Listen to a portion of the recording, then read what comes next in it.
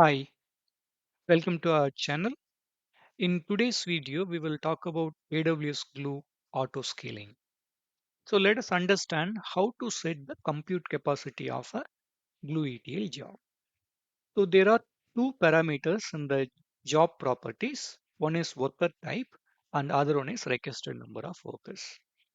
Under worker type, we have four variants starting from G on X until G8X. G on X comes with 4 vCPUs and 16 GB of RAM. G2X comes with 8 vCPUs and 32 GB of RAM, and so on and so forth. And requested number of workers by default for the Spark ETL job, it is 10, but we can go ahead and change it. One thing to note, minimum it requires 2 workers to run a Spark ETL job. So let's understand how does the billing work for Blue ETL job. Glue ETL jobs are built at DPU hour. Let's understand this term, what DPU hour means. So DPU stands for data processing unit, which is equivalent to 4 vCPUs and 16 GB of RAM. If you look at it in the previous table, Geon X worker type has got 4 vCPUs and 16 GB of RAM, which is equivalent to 1 DPU. And G2X worker type is equivalent to 2 DPUs. And similarly, G8X is equivalent to 8 DPU. So 1 DPU hour means, let's say we are running an ETL job with core vCPU and 16 GB of RAM, meaning G1X for 1 hour, which is equivalent to 1 DPU hour. And 1 DPU hour is priced at $0.44, and it is billed per second, 1 minute minimum for Apache Spark or Spark streaming jobs with Glue version 2 and later. So if you are using different type of job and different Glue version, this may slightly vary.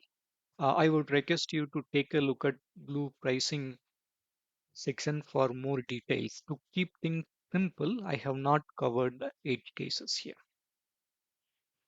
Now let's talk about two different pricing examples. Let's say you are running a Glue Spark ETL job with a worker type of Geon X and 10 workers, and the job is running for 1 hour. So Geon X is equivalent to 1 DPU and you have 10 workers and the job is running for 1 hour. So which is equivalent to 10 DPU hour, and 1 DPU hour costs $0.44. In total, this job is going to cost $4.4. Next example, your Glue Spark ETL job with worker type G2X and 10 workers running for 45 minutes. So G2X is equivalent to 2 DPUs and we have 10 workers and it runs for 3 by 4th of an hour, which is equivalent to 15 DPU hour, and 1 DPU hour is charged $0.44 and it totals up to $6.6. So let's talk about some of the challenges in estimating the capacity of the Glue ETL job.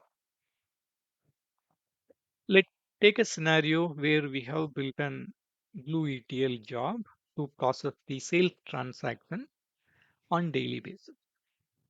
And based on the initial capacity estimate, we have set, let's say, G2X of 20 workers. However, the data volume is not going to be constant over time. See, whatever we have estimated today may not be true after 6 months or 1 year. Most likely, the data volume will increase. And even within a weekdays, data volume is not going to be similar across all the days. Probably during the weekends, there will be more sales transactions, and other days, considerably less sales transactions would happen, right? And again, the stage of the job would mandate us to have different capacity. Let's say we are reading a sales transactions from an RDBMS, like Oracle database. During the read stage, we would only need a minimum number of workers. Once all of the data is read into Spot, then we can increase the number of workers to maximize the parallelism, right? So it's always going to be changing, which demands us to monitor the capacity requirements over the time and recalculate the optimum capacity. And whatever the calculations we do, there will be a trade-off. For some scenarios, what capacity we have calculated might look like over provision, and for some other scenario, it might look like under provision. So to overcome this challenge, we can make use of Glue auto scaling. So out of these two parameters, what the type and the number of workers, we can let Glue decide how many number of workers are needed to run a job at stage level, right? So enabling the auto scaling is going to be very simple. Click of a button. So say automatically scale the number of workers. Check this property.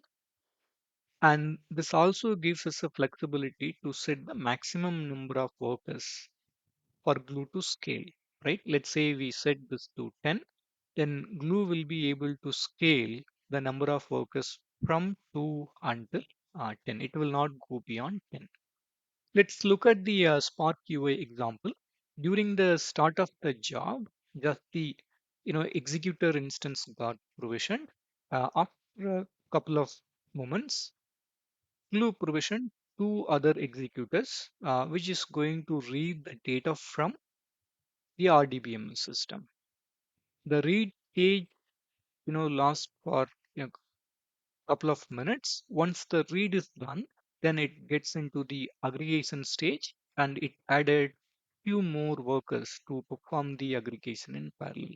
And then finally, the last stage, writing the data into S3, where it can do things in lot more parallel. It provision more executors so that your write operations will be much faster. So net net, if you look at the auto scaling would have reduced the DPUs considerably, DPU hours considerably. Otherwise, if you have went with regular worker type and the number of workers rigidly configured, it would have taken much more DPU hour and costed more. Hope this video was useful. Thanks for watching.